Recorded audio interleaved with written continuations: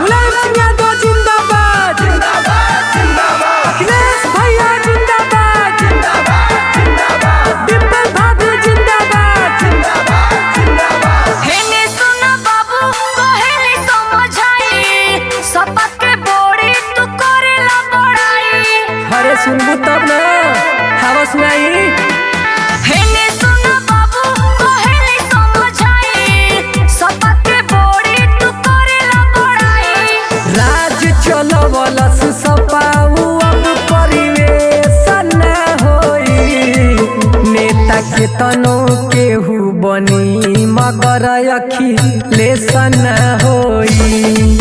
नेता के तनो केहू बनी मगर अखिलेश न होई। बुझलू समाजवादी पार्टी जिंदाबाद जिंदाबाद जिंदाबाद। मुलायम सिंह यादव जिंदाबाद जिंदाबाद जिंदाबाद। अखिलेश भैया जिंदाबाद जिंदाबाद जिंदाबाद। डिम्पल भाभी जिंदाबाद जिंदाबाद जिंदाबाद। पहले विकास भई उत्तर प्रदेश के कोना कोना सेवा दी होले एम्बुलेंस के। अरे तो भैया के ध्यान ना हो। रहले मुलायम सिंह जनता के नेता यही से कहल जाला धरती पुत्र बेटा। केहू सरकार चलाओ बाकी विशेष न होई।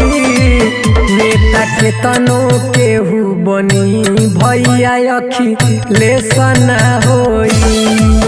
नेता के तनो केहू बनी मगर अखिलेश न होई। समाजवादी पार्टी जिंदाबाद जिंदाबाद जिंदाबाद। मुलायम सिंह यादव जिंदाबाद जिंदाबाद जिंदाबाद। अखिलेश भैया जिंदाबाद जिंदाबाद जिंदाबाद। डिम्पल भाभी जिंदाबाद जिंदाबाद जिंदाबाद। कन्या विद्या धन दी होले लैपटॉप हो स्मार्ट सिटी लखनऊ भई टॉप हो। अरे तो जाके देखा। जबले जियब सपा बोलब ठोक छाती। राज शिवम संगे कहे गुड्डू देहाती। किशन कन्हैया के अब केहू भेषा न होई। नेता के तनो केहू बनी मगर अखिलेश न होई। नेता के तनो केहू बनो भैया अखिलेश न होई। हरे तमा